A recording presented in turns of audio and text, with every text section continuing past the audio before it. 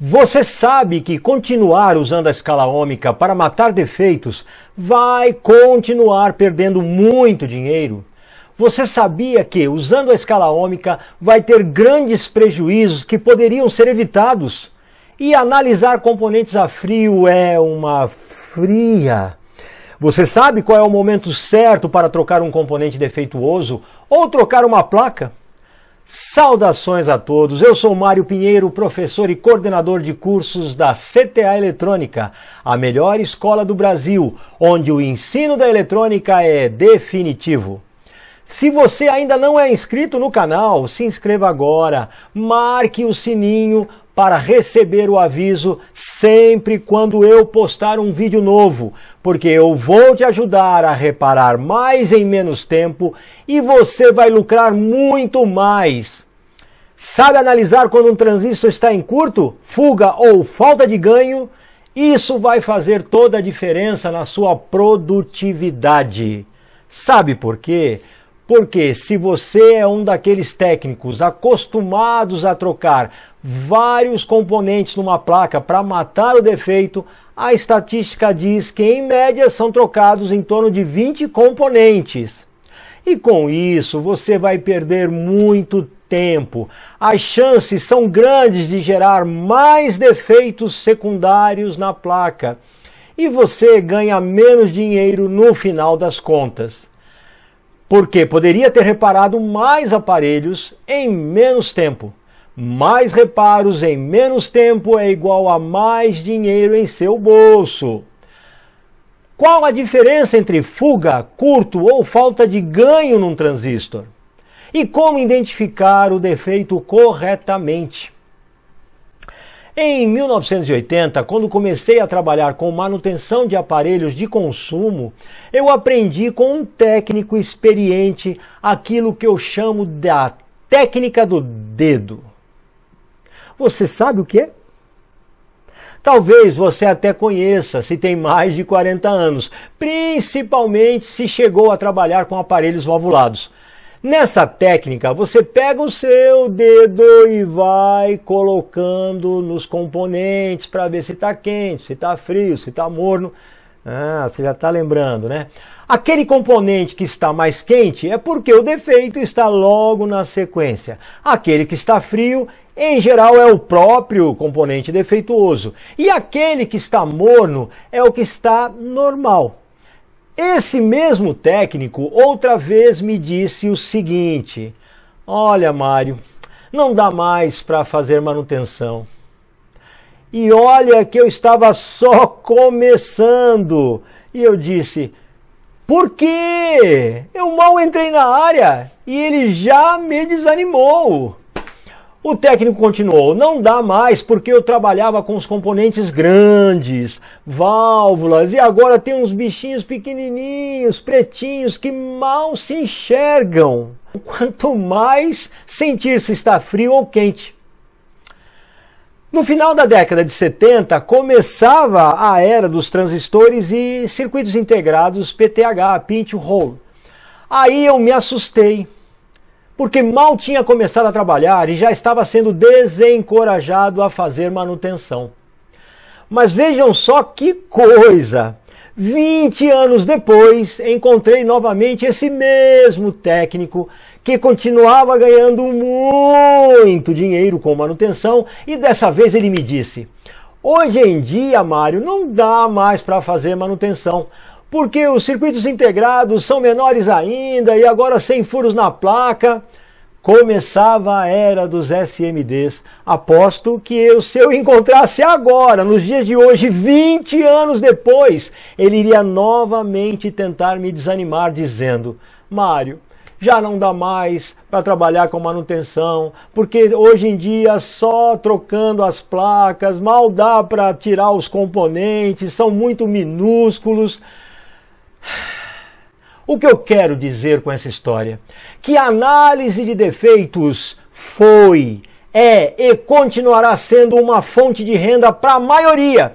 É uma espetacular fonte de renda para quem sempre se atualiza e sabe analisar defeitos. Ou seja, para os técnicos que decidem estudar eletrônica de forma definitiva. e só precisam continuar se atualizando, pois a base de conhecimento eles já têm. Mas você poderia me perguntar, mas professor, qual é o problema em usar a técnica do dedo? Coisa feia, hein? Ou escala ômica, se com ela eu consigo achar a maioria dos defeitos. O problema é que usando uma série de técnicas de tentativa e erro, ainda assim não conseguirá resolver 30% dos equipamentos que entram para você fazer. Isso significa que se você fizer 100 aparelhos por mês, 30 vão ficar encostados. Imagina isso no decorrer dos meses. Você vai ter 30, 60, 90 clientes te ligando, enchendo o saco quase todo dia. E você fica enrolando. A peça ainda não chegou. Mil desculpas. Entre em cena até a falta de integridade, acreditando que mentindo estará ganhando tempo para encontrar o defeito. Só que você está se auto-enganando porque não vai conseguir matar todos esses defeitos. Pior, os aparelhos vão se acumulando, a pressão vai aumentando e você nem consegue mais trabalhar direito. Apenas dando desculpas aos clientes. O cliente, se sentindo enrolado, se invoca com a demora, volta para retirar o aparelho sem solução. E a consequência disso, você corre o risco dele sair falando mal de você, difamando a sua assistência. Não é assim que acontece? É isso que você quer? Pois é isso que vai acontecer sempre que você continuar procrastinando o seu desejo ou necessidade de aprender eletrônica de uma vez por todas. Então, se você quer aprender, fica aqui comigo, fica aqui comigo que eu vou te ajudar. E se você ainda não é inscrito nesse canal, se inscreva agora, aperte o sininho e não perca nenhum dos meus vídeos, porque eu vou te ajudar a se tornar um técnico analista de defeitos de altíssimo nível. Agora chegou o momento de você aprender a analisar os principais defeitos de um transistor. Então, vamos entender quais são os defeitos dos mais diversos transistores, como bipolares, MOSFETs e IGBTs. Vamos lá então? Então, vamos ver os defeitos em cada um dos transistores. Vamos começar aqui com o transistor bipolar, um dos mais conhecidos aí do mercado, onde nós temos coletor, emissor e base. É claro, se você está agora vendo esse vídeo e não viu os anteriores, quando eu expliquei as polarizações, como ele se comporta no circuito, quais são as tensões normais do transistor, dê uma olhadinha aqui, entendeu? Dê uma olhadinha, olhe esses vídeos, senão fica coisa muito perdida aqui. Então vamos lá, o que pode acontecer com esse transistor? Lembra que eu falei que o transistor pode ser uma chave fechada? Uma chave fechada, eu também posso dizer que ele estaria em curto. Mas espera aí, é uma chave fechada, que é uma condição de polarização, ou ele está em curto, que é um defeito? Como seria isso? É simples. Dá uma conferida na tensão do emissor, dá uma conferida na tensão de base. Nesse caso aqui, ele precisa de 0,6 volts na base para poder estar saturado. Mas se ele não tem essa tensão e apresenta tensões de coletor e emissor exatamente iguais, é porque ele está em curto, entenderam? Em curto. Mas ele também pode apresentar uma resistência interna, ou seja, lembram lá no vídeo anterior que eu falei que aqui existe uma polarização, tem um resistor. E aqui, se fosse a massa, essa resistência interna faz com que a tensão do coletor não esteja em 12, esteja num ponto intermediário, 4, 5, 6, 8 volts. Aí novamente eu olho na base para ver se existe a polarização de 0,6. Não havendo essa polarização, ele está com uma fuga, que é uma resistência entre coletor e emissor, sempre lá no material, ela nunca para. Depois que adquiriu essa fuga, não tem mais como ela sair. O transistor tem que ser substituído como o anterior que estava em curto.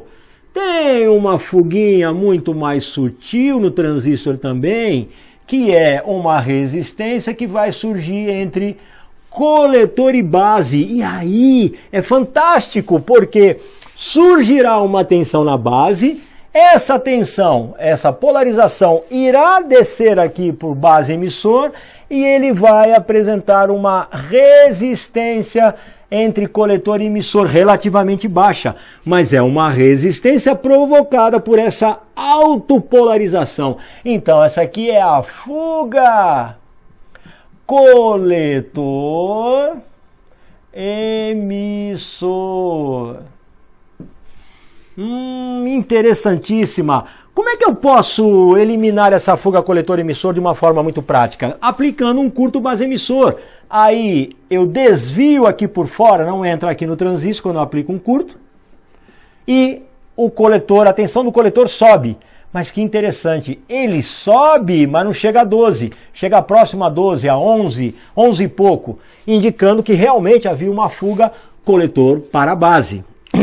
Acabaram? Não, tem mais, tem muito mais, olha só.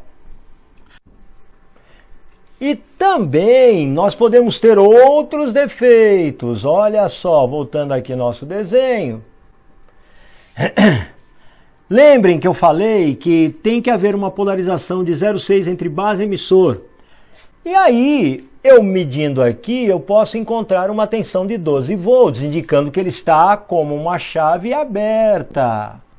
Olha lá, lembram lá no primeiro vídeo, chave aberta? Aí eu vou à base e faço a medição e encontro aqui 2 ou 3 ou 4 volts, uma tensão bem maior do que em relação ao emissor.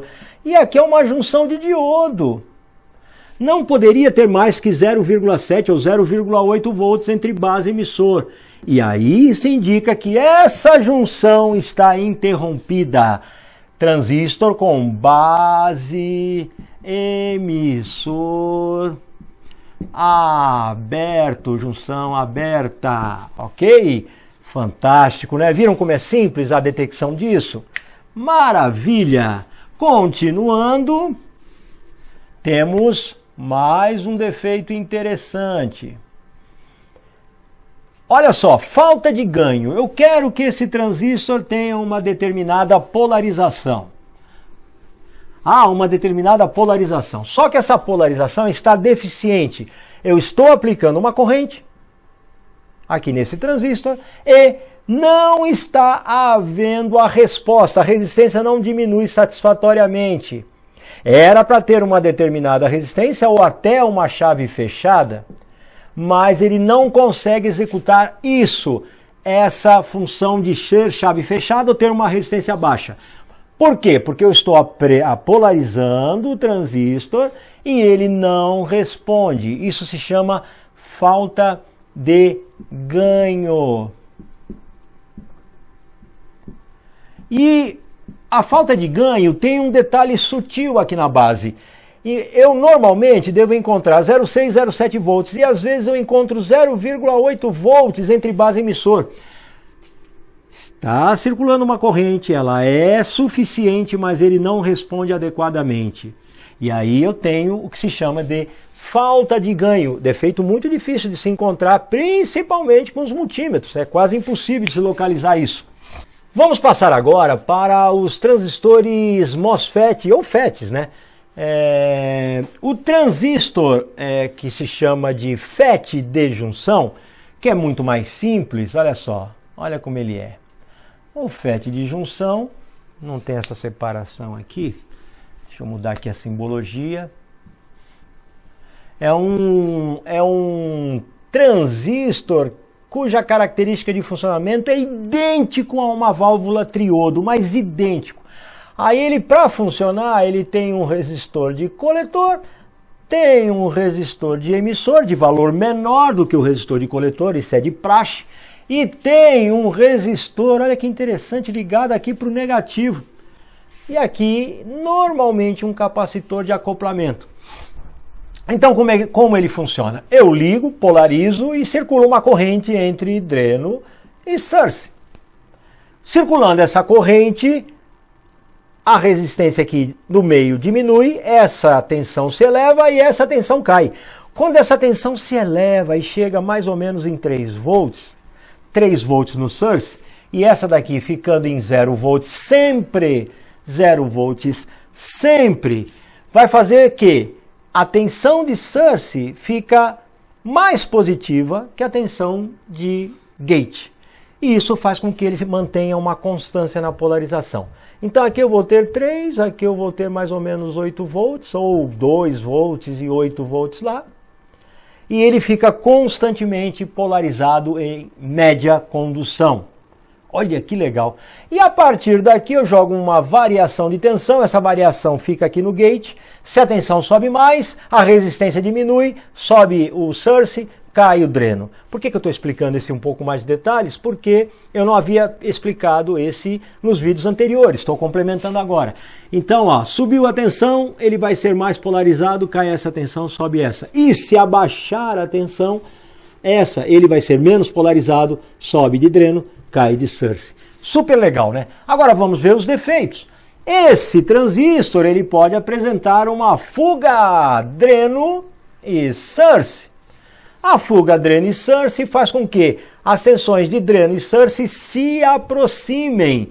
Aqui, claro, se mantém em 0, mas elas ficam muito próximas, quase um curto. E isso é comum nesse componente, fuga dreno e source. Pode haver aqui também um curto dreno e source, 0 volts aqui, e essa tensão passa a ser igual a essa. E aí, olha só, pessoal, coisa fantástica. Vamos dizer que aqui eu tenho 12 volts, vamos dizer que aqui eu tenho 1K, e vamos dizer aqui que eu tenho 220 ohms. Que cálculo é esse? Isso aqui, essa resistência é 5 vezes maior que essa. Eu pego 12 volts e divido por... Peraí, 5 vezes maior que essa? Divido por 6. Dá quanto quando eu divido 12 volts por 6? 2 volts, né? Então no source eu terei 2 volts e no dreno eu também terei 2 volts. Olha que coisa fantástica. Isso prova o quê?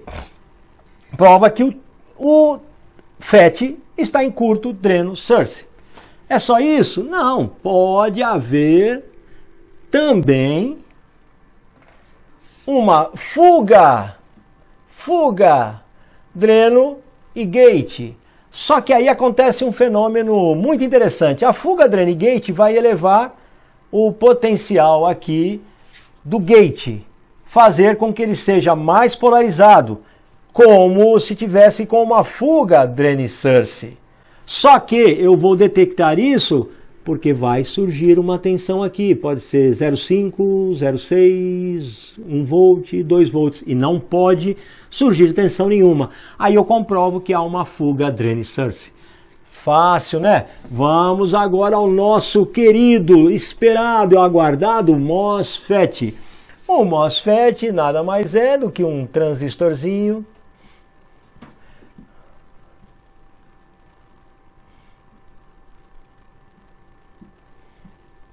ele apresenta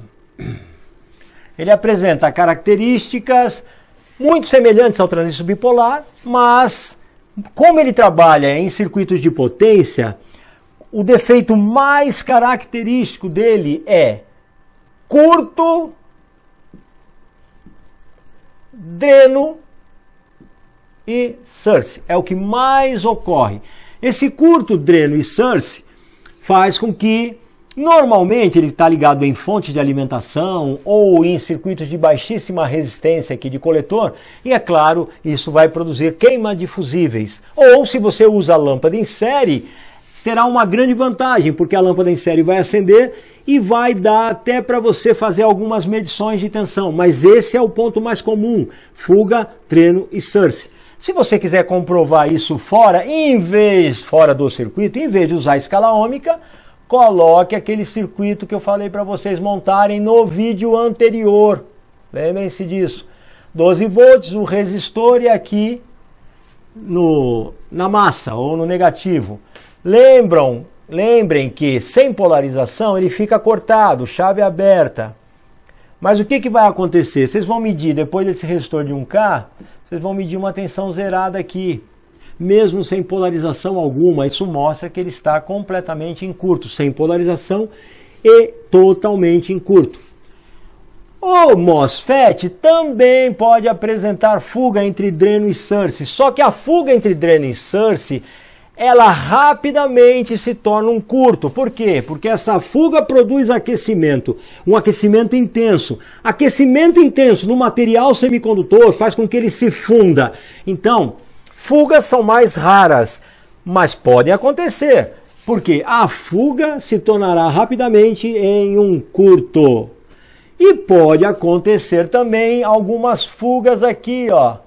Se a fuga for de dreno para gate, ele será polarizado. Ele será polarizado e vai acontecer de como se ele tivesse uma fuga dreno e source. Se ele tiver uma fuga dreno e gate, será como se ele tivesse uma fuga dreno e source. Super interessante também. E pode finalmente acontecer uma fuga entre gate e source, para cá, ó. Se acontecer uma fuga gate e source, a excitação ainda vai poder acontecer, ou seja, ele está trabalhando no circuito, a tensão sobe, cai, sobe, corta, sobe, ele satura e cai, ele corta.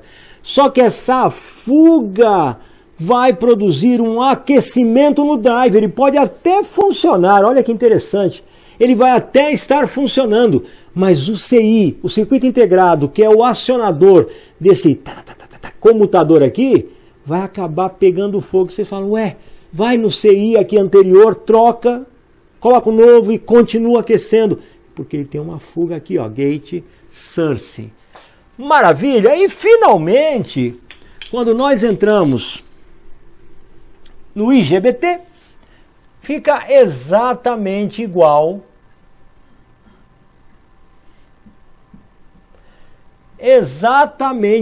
ao transistor FET. Ele chega a 4 volts e é polarizado. Então o que pode acontecer? Normalmente um curto entre coletor e emissor. Coletor e emissor, aqui também se chama base, coletor e emissor, apesar que ele é um bipolar, por isso que o nome é IGBT, transistor bipolar de porta isolada. Transistor bipolar de porta isolada. É acionado como um FET, que vocês viram no vídeo 2, e ele responde como um transistor bipolar, ou seja, tem uma excelente resistência de curto ou resistência de chave fechada, muito baixa, e excelente para aplicações de altíssima corrente. Então ele é usado em circuitos de alta potência. Testá-lo no circuito de alta potência é complicadíssimo e novamente você deve retirá-lo e fazer a carga, o resistor, coloca uma fonte e aplica aquele potenciômetro que foi falado no vídeo 2. Lembram-se? Vídeo 2. Deem uma olhada lá, não percam esse vídeo. Ok? E aí eu detecto curto, fuga como no FET e também fugas aqui, ó. Mesmo efeito que eu falei agora mesmo para o FET. Maravilha? Se você gostou desse vídeo, deixe seu like. Se você não é inscrito no canal, se inscreva agora e marque no sininho para receber avisos quando eu postar um vídeo novo. É isso aí. Eu queria agradecer tremendamente a presença de vocês, a visualização desse vídeo. Compartilhem.